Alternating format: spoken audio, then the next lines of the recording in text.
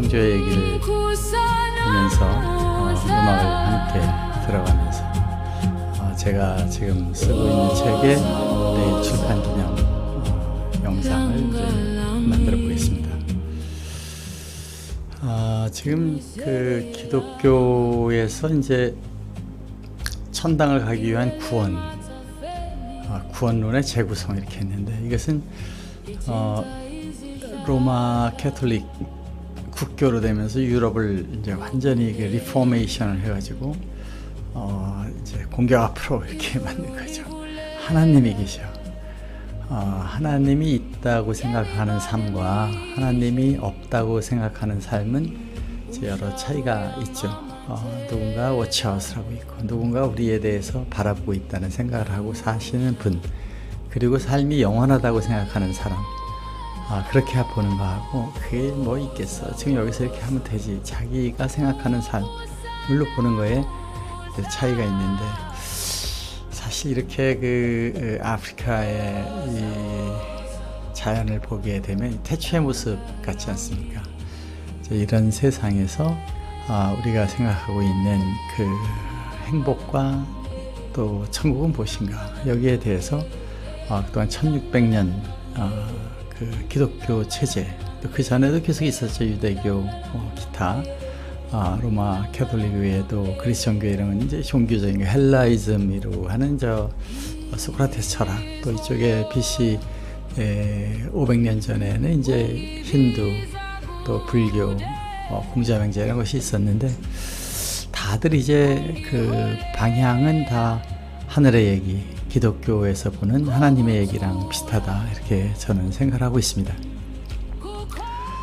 그런데 이제 기독교에서 모든 사람에게 명확하게 얘기를 했던 것은 천당이 있는데, 너무나 봐도 이 세상은 천당인데, 이 아름다운 천당에서 이제 우리가 어떻게, 왜 이렇게 그 잔인한 전쟁과 또 빈곤과 헝그리하게 사느냐, 이것을 그 원인을 이제 기독교에서는 그건 너네들이 옛날 태초에 타락을 해서 그래, 이렇게 생각을 하잖아요. 그 타락을 통해서 이해를 시키고, 그래서 우리는 하나님에게 회개하고 오늘 하루하루 삶을 반성하면서 저분에게 우리 행복한 나라를 좀 해주세요 하는 얘기가 있듯이 그런 논리가 시작이 된 거죠. 그래서 그렇게 보고 있습니다. 그래서 그러고 나서 이제 체계적으로 이제 사도신경이라는 걸 만들잖아요. 사도신경, 컨스탄틴 때, 이거 증명하기는 어려워. 그런데 우리 그 사도신경이라는 걸 가지고 그 하나님이 계신데, 그 사랑하는 하나님이 독생자를 줘서 고난을 받아서 우리에게 구원할 수 있게 만든 이 기적을 보여줌으로써 우리의 삶을 새로이 희망을 가지고 영원한 세상에서 살 수 있다, 이렇게 된 것이 이제 원죄 내용이 되고, 그것을 한 100년도 안 돼서 컨스탄틴 그 체제 하에서 이제 그 논리적인 배경을 아주 똑똑한 어거스틴이 이제 만들게 되죠. 어거스틴은 뭐 여러 가지 그 천주교로 오기 전에 여러 배경이 이제 그 마니교도 있었고 플라톤 철학도 많이 공부한 사람이죠. 이 원죄에 대한 것을 확실하게 이제 그 논리적으로 만든 게 어거스틴이고, 물론 그때 이제 약간의 악유가 있었죠. 그리스 종교 같은 데서는 뭐 전혀 다른 생각을 갖고 아예 분파가 되고, 또 천주교 로마 캐톨릭 안에서도 그것이 맞다 틀리다, 사람이 태어나서 그 불안정해서 그걸 따먹은 거지 그걸 먹었다 해서 유전이 되는 건 아니야, 이렇게 보던 그 악유가 있었는데, 결과적으로 로마 교황청에서는 우리는 어거스틴 방식으로 이제 도장을 찍고, 앞으로 여기에 대해서 조금이라도 다른 얘기가 나오면 이단이다 하는 정죄가 되면서 1600년 동안 한마디 말도 못하는 독재 같은 상황에서 이 길을 가게 됩니다. 자, 이것을 이제 저는 세상에 일어나는 게 우연이 없고, 세상에 있는 모든 것이 그 상황에 따라서 하늘의 역사가 있었다라고 보고, 그 하늘의 역사라는 건 사람들의 마음이 이렇게 가게 되면 그것에 대한 피드백이 제가 책에서 얘기하는 ELF, 에덴 러브 필드에 의해서 그 방향을 통해서 문제를 해결하게끔 하는 사랑의 매가 오는데, 저는 그것을 원죄론이라고 생각했습니다. 이렇게 해야만, 이렇게 했을 때만 우리가 이제 하나님을 무섭게 보고 또 우리의 삶이 이제 곧 죽게 되니까 죽음과 삶에 대해서 생각을 하게 되는 그렇게 가게 되는 거잖아요. 그래서 원제로는 저는 이제 매우 중요한 역할을 했다. 그렇기 때문에 유럽이 완전히 하나로 똘똘 뭉쳐서 모든 마을마다 제가 뭐 매해 이 알프스 지역에 한두 번 갑니다. 가서 여러 생각도 하고 올해도 저 도로무티라는 데 산속에 가서 하얀 눈 속에서 그 정기를 받아가면서 하나님과 대화, 뭐 제 혼자 하는 얘기지만은 기도의 시간을 가지면서 많은 영감을 받고 또 이 책을 쓰게 된 동기가 이제 그곳에서 시작이 됐습니다만은 그러한 그 교회마다 마을마다 정말 30분만 달려가면은 도저히 차를 스탑하지 않으면 안 될 정도로 아름다운 동네마다 가서 중앙에 제일 먼저 가는 것은 교회죠. 성당의 문을 열고 들어가서 그 할리한 스피릿에 앉아서 기도를 하게 되면 여기에 2000년의 역사가 기독교의 역사 여기 있구나 이런 생각을 하게 되는 것입니다. 그 속에서 그 하나님과의 대화 속에서 유럽은 재탄생했다. 신이 있다고 생각하는 우주를 바라보는 사람들의 마음이 이제 방향을 잡을 수 있는 방향타가 되고 나침판이 돼서 유럽을 끌고 오면서 전 세계 역사, 과학, 물리, 예술 모든 게 유럽에서 시작된 그 배경에는 예수님의 놀라운 기독 혁신이 있었다고 보는 것입니다. 그런 힘을 만들기 위해서 해놓은 이 기독교 안에 기독교의 사도신경에 있는 또 기독교 핵심 천국 비결은 이렇게 되어 있습니다. 우리가 원죄를 졌기 때문에 잘못됐고 그것이 신의 경노함을 받아가지고 그걸 인간이 해결하지 못하는데 신이 해결하기 위해서 신의 자식 독생자를 보내서 십자가 대속을 했으니까 그걸 우리가 믿기만 하면 그 사람들은 심판에서 구원되고 또 다시 오셔서 언젠가는 이 세상을 완전히 심판하지 않아도 되게 한 번의 마지막 심판을 통해 가지고 종관적인 천국을 만들겠다. 이것이 기독교입니다. 이게 언제부터인가 이 내용이 다소 이제 줄어들게 돼 있는데 특별히 저는 이제 순복음교회 뭐 청주 바로 벽이 붙었었습니다. 거기서 순복음교회는 그 당시에는 정말 내일 모레 휴거가 돼서 심판이 되는 줄 알았습니다. 그런 불붙는 성령의 역사가 있었던 이 순복음을 통해서 지금 이런 세계 최대의 교회가 나오고 하지 않습니까? 그런데 그 논리, 이 논리가 어느 날부터 서서히 죽어들어가고 소리가 작아져가면서 이제는 예수님의 사람의 복음 얘기를 이미 다 예배 시간에 이 세상에서 여기서 행복하게로 전환되어 가고 있다 저는 생각합니다. 그러나 우리가 예배 전에 항상 하는 강력한 선언, 사도신경을 얘기하게 됩니다. 그 사도신경 안에는 이 내용이 정확히 정의되어 있고 이것을 믿지 않는 사람은 사도가 아니기 때문에 그 교회 생활할 수가 없는 거죠.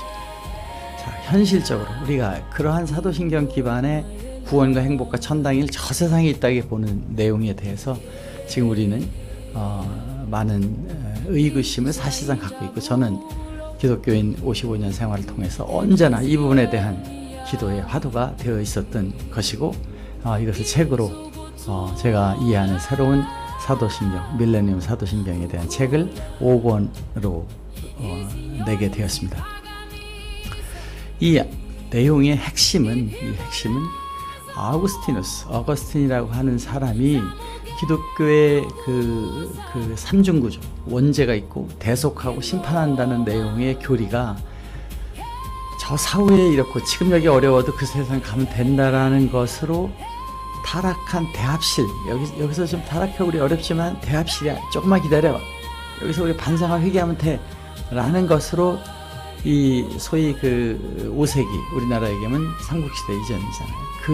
그때 사람들에게 세상을 보는 눈을 제공하고 그때 전쟁과 빈곤 속에서 있는 사람들에게 미래의 희망을 주게 되는 것으로 이제 가게 된 것이다. 저는 이렇게 생각을 합니다. 여기에 거대한 교리적 구조의 6가지 균열이 보이게 됩니다.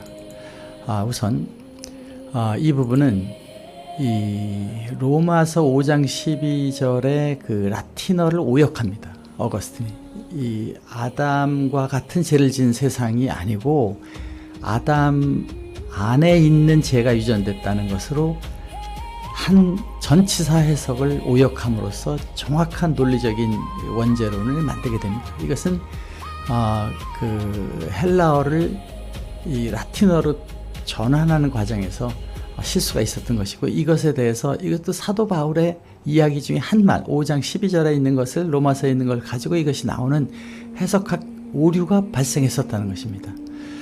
두 번째는 그런 잔인한 원죄 심판 타락에 대한 얘기는 창세기 3장에 묘사된 신이 타락한 아담 이브를 바라보면서 한 행위, 창세기 3장에 나오는 타락한 아담 이브를 보고 하나님이 동산에 와서 니네 어디 있냐 할 때 부끄러워 가리는 모습을 보고 옷을 헤입히는 사랑의 부모의 타치가 있었던 하나님의 모습과 모순된다는 것입니다. 이 저주하는 세상에서 퍼니시먼트라는 것을 과연 사랑의 하나님이 했을 것인가? 이것은 신의 표상의 모순이 된다고 합니다.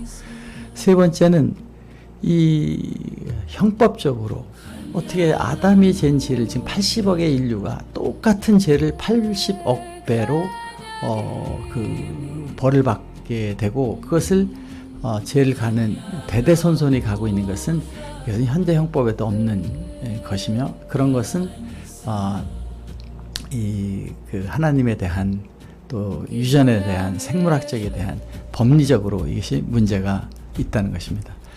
또 여기서 그 대속이라는 논리는 예수님 신의 아들이 통해서 그것을 믿으면 구원받는다, 신이기 때문에 구원할 수 있다라는 것은 사실 노아의 방주의 심판에서 노아가 의로와서 구원받고 있는 내용을 볼 때 이것은 정확히 우리가 이 논리의 모순점을 발견하게 된다는 것입니다. 또한 이 교리의 지역성이 있습니다. 이 논리가 원죄론이 그 유대교부터 지금까지 나오는 게 있었으면 좋겠는데, 이것이 유대교, 이슬람교, 동방정교에는 이런 논리가 없습니다. 이것은 오직 어거스틴의 한 신학자가 로마 캐톨릭이라는 그 안에 신학적인 논리로 놓은 것인데, 이것이 기독교의 아주 핵심 교리가 되어 버린 것이 객관적인 그 합리성을 갖고 있지 않다. 해석에 많은 악유가 있고, 전 세계 그 기독교 그 아브라함 종교에 있는 대부분은 이것을 부인하고 있다. 그것입니다. 이것이 지금 역사적 충돌, 원죄로 말미암아 세상이 잘못돼서 우리는 대합실로 기다렸다 저길 가는데, 그러면 그동안에 2000년 동안 문화, 예술, 과학, 음악 모든 분야가 발달돼서 되어 있는 이 모든 것은 무엇이냐? 거리가 아름답고 로마의 거리가 2000년 전의 모습을 보이고, 저 베르나 같은 데 대성당에 가보면 그 예술이 정말 화려한 그런 그 교회들을 짓는데 어마어마한 사실은 인베스트먼트가 이루어져서 우리 아름다운 이 정원들을 지구촌에 만들어 놓지 않습니까? 그런 정원들이 이 의미가 없다. 여기서 우리가 하는 모든 과학적인 노력이나 이런 것은 다 의미가 없다라고 본다면 거기에 대해서 이 역사적 충돌에 문제가 있다. 나는 과학을 하고 지금 이 아이스튜디오 이렇게 아름다운 것을 누구나 혼자서 셀프 프레젠테이션한 아이 스튜디오 기술을 개발을 지금 20년 이상 하고 있고 지금 많은 데 쓰고 있지 않습니까? 이런 방식의 한 명 한 명의 컨트리뷰션이 이 타락한 세상이라는 명제의 역사적 충돌을 일으키고 있다. 더군다나 더 나아가서 천국의 딜레마가 있습니다. 사후에 이주에서 내가 저 좋은 세상에 가면 과연 천당이 될 것이냐. 지금 내가 이렇게 욕심이 많고 누가 나보다 더 맛있는 걸 먹으면 억울하고, 누가 더 많은 더 큰 집에서 살고 더 아름다운 곳에 가면 나도 빨리 그런 데 가서 살고 싶다고, 누가 돈을 많이 벌었다는 얘기를 하면 나는 언제 버나 이렇게 생각하는 마음이 있는 사람이, 질투와 남들보다 우월의식 갖고 있는 사람이 천당에 가면 그 무한한 공간 안에서 내 거를 주장하는 사람이 그 세계에 예수님 같은 분들하고 산다면 살 수가 있겠습니까? 천당이 되지 않는다. 이것은 천국의 딜레마가 있습니다. 천국은 마음속에 있는 것이 밖에서 있지 않다는 예수님의 말씀이잖아요. 이러한 부분이 이 소위 원죄론에 대한 문제점을 보여주고 있습니다. 저는 이 소위 원죄론을 만든 그 어거스틴이 이 부분입니다. 라틴어의 그 번역에 있어서 그 안에서라고 하는 인쿠오, 아담 안에서 죄를 졌다라고 하는 그 해석을 한 것인데, 이것은 사실은 그 원래 그리스 원문은 에프호, 뭐뭐 까닭에, 뭐뭐이므로, 아담이 죄를 진 것이므로, 죄인 까닭에 세상이 이렇게 됐다. 그 조상들이 죄를 져서 나오는 게 세상에 이렇게 만연해 보다 보니 새로운 사람도 그런 줄 알고 간다. 이것이 이 소위 그리스 정교에서는 그렇게 보고 있습니다. 아담이나 주변 사람 자꾸 죄를 지은 사회가 되니 태어나는 사람도 그런 줄 알고 사는 것이고, 그 태어난 사람이 그런 물에 들어가서 죄가 맞는 줄 알고 사는 사람을 큐어하면 된다. 이건 환자를 보는 거고, 로마 캐톨릭에서 하고 있는 아담으로 유전되는 거는, 이것은 큐어가 아니라 퍼머넌트리 그런 센텐스드 된 사람으로 왔다는 것이기 때문에 완전히 다른 개념이 되고, 여기서 원죄론이라는 책이 마치 성경처럼 그것이 진리다, 이렇게 그 캐톨릭의 이단 중심을 심판하는 핵심이 되는 데서 닫혀진 교회가 시작이 됩니다. 공간적으로 우리가 천국의 딜레마는 뭐냐? 우선은 우리가 저라고 얘기를 하면, 제가 이렇게 훌륭하지 못한 생각, 질투심이 많고 경쟁심이 많고 누구보다 날려고 하는 그 많은 것을 쟁취하기 위해서 살고 있는 생명이 된 사람이 저 엄청나게 풍부한 천국에 가면 얼마나 더 욕심이 나오느냐. 거기가 천국이 아니라 지옥이 될 것이라는 겁니다. 그래서 우리가 지금 이 상태로 천당에 가서는 천당이 될 수 없다는 논리적 모순을 가지고 있는 거예요. 공간적 딜레마가 있는 겁니다. 그런데 우리가 예수님 말씀대로 우리 마음속에 어린아이 같은 마음이 되고 가난한 마음이 되고 이웃을 내 몸처럼 사랑하는 모습이 됐을 때에 저 공간적으로 좋은 데를 가든 아니든 거기가 천당이 될 수 있다는 마음속에 있는 공간을 찾게 된다는 것입니다. 이것이 우리가 천당을 원죄를 사함받고 예수님 믿었으니 갔을 때가 아니다라는 걸 증명하는 사고 실험이 되는 것입니다. 이것을 우리는 이제 공간적 낙원이 아니라면 논리적 결론은 딱 하나다. 그것은 내 마음속에 천당을 발견할 수 있어야 된다. 자신 내부에 근본적인 변화, 즉 사랑으로서의 존재적 거듭남이 본어게인이 되지 않는다면 그 어떠한 물리적 낙원도 결코 낙원으로 경험될 수 없고, 자신이 변화하지 않으면 천국 성립하지 않는다는 것이 예수님의 말씀이었다는 것을 알 수 있습니다. 여기에서 예수님을 이제 우리가 구원을 오셨으니까, 그럼 3년 동안 이 대속을 하고 십자가로 돌아가시고 이제 그 운명적으로 그렇게 이 지구촌에 와서 할 분이 오셨다는 원죄론적인 관점에서 예수님의 공생 과정 다시 살펴보면, 예수님이 3년 동안 계실 동안 한 번도 원죄라는 단어를 사용한 적이 없다는 것입니다. 원죄를 사하러 오셨다는 이 기독교의 논리에 원죄를 예수님이 한 번도 말한 적이 없다. 또 예수가 그 원죄 원형이 되고 있는 아담과 하와를 원망한 적이 한 번도 없다는 것입니다.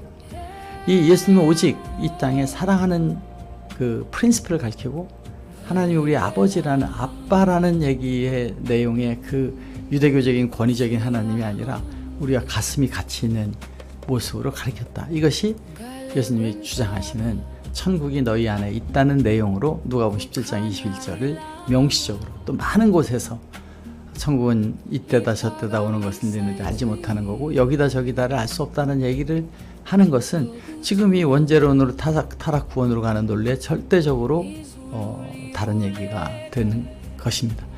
예수는 십자가를 믿는 조건으로 우리를 사후에 어떤 장소로 보내주는 법정적 심판관이 아니었다. 그는 진노의 해소가 아닌 내적 깨달음의 사랑을 가르치셨다는 겁니다.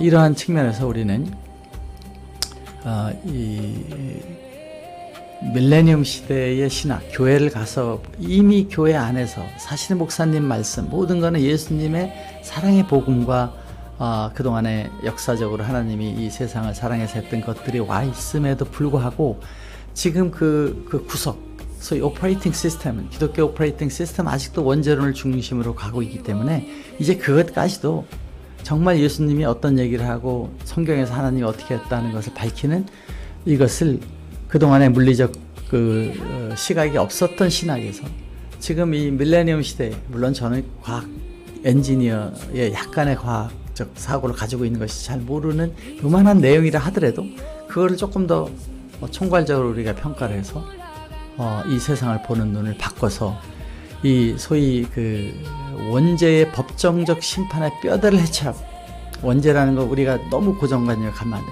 해체하고, 이렇게 했다고 해서 기독교가 무너지는 것이 아니라 그렇게 함으로써 기독교에 차고 넘치는 사람이 올 것이다.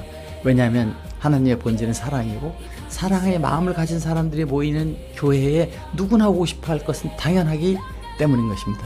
우리는 기독교의 가장 순수한 본질을 되찾아야 되고, 이제 더 이상 매를 가지고 겁을 줘서 천당이라는 사탕을 줘서 추상적으로 가고 있는 것이 아니라 구체적으로 우리가 신과 대화를 나누고 그 안에서 행복을 발견할 때에, 그것은 영원히 깨지지 않는 신과 인간의 관계 속에 에덴 동산을 함께하는 모습이 될 때에 행복한 세상에, 두려움 없는 세상에 모든 사람이 하나가 됐다는 생각으로 갈 수 있기 때문에, 이제 우리는 형벌의 얘기를 했던 1600년 동안의 그 오퍼레이팅 시스템, 구원론의 과정을 이제 새로운 해석을 통해서 본래의 하나님의 모습으로 찾아가는 그 사랑으로 존재를 완결하는 그걸로 가야 된다는 것을, 저는 이 아름다운 대자연 속에, 또 우리가 그 속에 있는 물리적인 세계를 다 발견해 가지고 정말 행복한 세상으로 갈 수 있는 것을 만들어 간다. 이 종교의 진화다 이렇게 봅니다.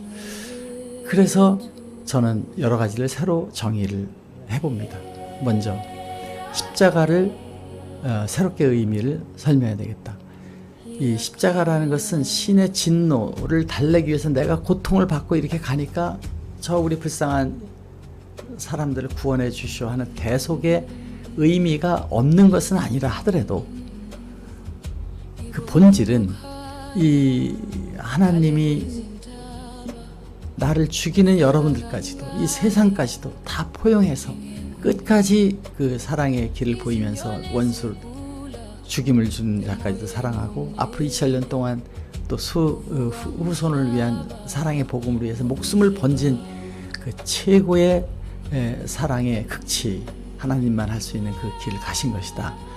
이렇게 해석을 하고, 구원의 본질은 십자가 대속의 구원의 본질이 아니라 죄책을 법정에서 사면받게 하기 위해서 가는 것이 아니라 메타노니아, 여러분들이 이런 하나님이 이런 세상에 이렇게 독생자를 죽음으로 가면서까지 너네들을 사랑한다는 마음을 보이고, 그 문제가 우리들의 안에 있는 사랑의 문제지 신이 경로해서 세상이 된 것이 아니라는 걸 밝힘으로써 예수님은 첫 상산수훈에서 메타노니아, 여러분이 사랑을 깨닫고 신을 깨닫고 여러분의 삶 속에 우리가 행복을 만드는 것이라는 것을 알리기 위한 십자가의 과정이었다, 이렇게 해석을 하는 겁니다.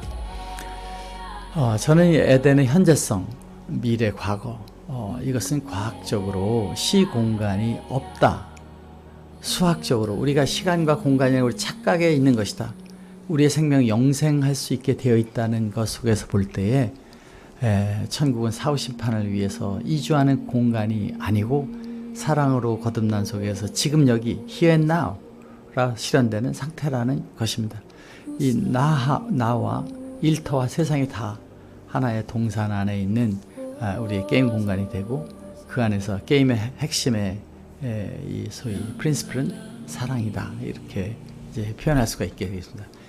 현세의 노동, 일상, 과학의 진보는 타락의 흔적이 아니라 신과 더불어 우리의 현실을 에덴으로 능동적으로 창조해 나가는 거룩한 협업, 신도 우리도 즐기는 신의 입김으로 와 있는 우리 안에 있는 그 신성, 성령과 우리의 에고, 우리의 영혼이 함께 몸을 통해서 이 세상과 커뮤니케이션하는 그러한 이 에덴 동산이라는 내용입니다. 그래서 그 패러다임의 두 개의 그 전환, 전통 신학과 제가 주장하는 에덴 신학의 차이를 잠깐 살펴보게 되면, 인간의 기본 상태를 보는 전통 신학은 타락한 죄인으로 살펴보고 있잖아요. 타락했다. 잘못됐다. 세상에 그 퍼니시먼트에 있다. 이렇게 보는 것이고, 에덴 신학은 우리는 서로 노력해서 더 많은 사랑을 쟁취하는 사랑의 전쟁터다. 진리를 향해 성장하는 존재다.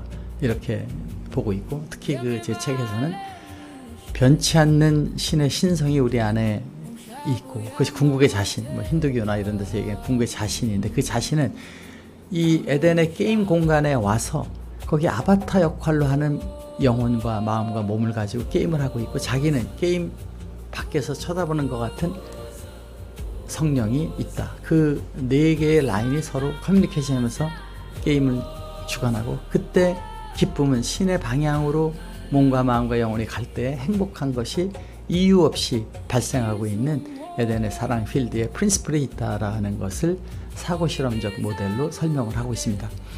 십자가를, 예수님이 보이신 십자가를 이 대속물로 그 진노, 니네 선악과를 먹었으니까 이제 혼나야 돼, 이렇게 하는 진노의 신의 그것이 아니고, 예수님이 대신 그 진노하신 하나님을 달래기 위해서 예수님이 오셔서, 신이 오셔서 오히려 그 고통을 받는 그런 논리가 아니고, 예수님이 끝까지 마지막 그 상황에서도 사랑을 이야기하기 위해서 간 극대화된 사랑의 증명이다.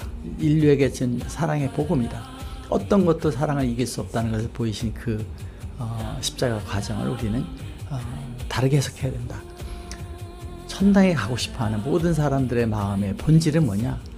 이것은 죄를 져서 하나님이 그 법정적으로 그것을 사해서 되는 것이 아니라, 예수님이 말씀하신 이 천국이 가까이 왔으니 회개하라, 메타노니아라고 하는 것은 회개의 뜻이 아니고 깨달아라. 신이 여러분과 함께 있는 것을, 그 신이 여러분에게 항상 얘기를 하고 있는 것을 깨달으라는 내용이다. 그렇게 해석을 하고 있습니다. 천국의 위치는 사후에 저기 가서 간다. 이거는 물리학적으로 지금 증명한 것은 시공간은 우리의 착각일 뿐이다. 없다는 것입니다. 시간도 공간도 우리는 그 게임장 안에서 착각하고 있는 것입니다. 저곳 이곳이 없고 과거 미래가 없다고 보면 우리는 마음속, 삶 속에 현재적 실제를 천국에서 만들어야 된다. 지금 하루하루가 이 저주받은 세상에서 보는 전통신학에서의 견디고 이기면 저쪽에 간다, 그것이 아니고, 여기가 창조적 협업으로 신의 입김으로 만들어진 많은 영혼들이 함께 이 세상에서 에덴을 만들어 나가는 것으로 보는 것이 이제 제가 보는 에덴 신학의 핵심적 논리가 되겠습니다. 기독교의 이제 변화는 그러면 어떻게 될 것이냐? 밀레니엄 기독교의 내용을 이렇게 크게 보면은 1차 종교 개혁이라고 하는 것은 하나님을 진노하고 또 무서운 하나님의 율법 시대에서 예수님이 오면서 아빠라고 부르는 정말 가깝고 사랑의 하나로 보이는, 그리고 그 하나님이 온 세상에 이스라엘 하나님이 아니라 모든 사람이 하나로 되는 것이 1차 종교 개혁이다. 이것은 오직 믿음의 단계, 하나님을 믿고 우리가 실천하는 행동으로 가고 있는 것이고, 이때를 아우구스티누스의 원죄 대속으로 그대로 계승해 나가는 시절이 있었고, 그 제2차 종교 개혁에서는 이제 구원과 본질을 소위 성경으로 가고 있는 종교 개혁이 일어납니다. 성경의 하나님의 사랑의 이야기를 우리가 나누면서 가자. 이게 솔라 아모레의 이야기로, 물론 튤립 논리를 얘기하는 칼뱅이나 아직도 원죄에 대한 강력한 그 법적 체제를 만들어 있었지만, 그러나 성경을 일반인들이 볼 수 있고 프린팅된 성경을 보면서 삶을 변화시키는 성경이 가정으로 찾아오는, 교회 안에 성전 안에 저 라틴어로 읽기 어렵게 되어 있던 그것이 우리의 한글말로도 영어로도 이제 각 가정에 와서 신의 메시지를 바로 들을 수 있는 내용이 종교개혁이었다고 하면, 지금 3차 종교개혁은 이제 우리가 이런 원죄로부터 벗어나서 오직 사랑으로 이 세상에 새로운 메시지가 있다. 이것을 저는 이 종교개혁을 마르틴 루터가 했다면 저는 제2의 프로테스탄트, 이제 여러분 스스로가 개혁자가 돼서 바라보는 것이 된다. 이렇게 이제 얘기를 한 것입니다. 우리가 원죄에서 타락한 세상을 탈출한다는 것은 환상이다. 탈출할 수가 없습니다. 시공간이 하나이기 때문에. 일터를 에덴으로 여기를 천국으로 가는 방향이 이 내용이다라는 것과 이 거듭난 사랑으로 현실 에덴으로 공동 창조하는 것이 기독교의 진정한 소명이고, 그런 교회가 됐을 때에 세상에 많은 사람이 이곳으로 오게 된다 하는 내용으로 오늘 한번 그 기독교 구원론에 대한 얘기를 재구성해 보았습니다. 여러분, 오늘도 하루 에덴 동산에 오신 것을 축하드립니다. 감사합니다.